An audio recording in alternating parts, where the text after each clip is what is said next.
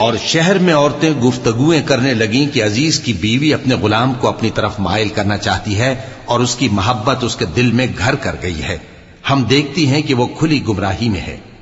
پھر جب زلیخا نے ان عورتوں کی گفتگو جو حقیقت میں دیدار یوسف کے لیے ایک چال تھی سنی، تو ان کے پاس دعوت کا پیغام بھیجا اور ان کے لیے ایک محفل مرتب کی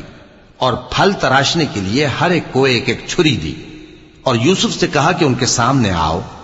جب عورتوں نے ان کو دیکھا تو ان کا روب حسن ان پر ایسا چھا گیا کہ پھل تراشتے تراشتے اپنے ہاتھ کاٹ لیے اور بے ساختہ بول اٹھی کہ اللہ پاک ہے، یہ آدمی نہیں،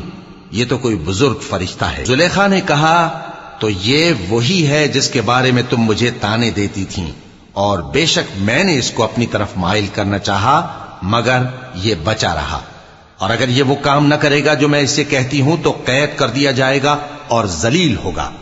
یوسف نے دعا کی کہ پروردگار، جس کام کی طرف یہ مجھے بلاتی ہیں اس کی نسبت مجھے قید پسند ہے،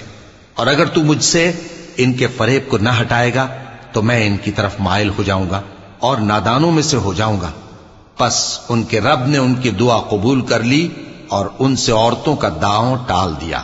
بے شک وہی تو سننے والا ہے، جاننے والا ہے۔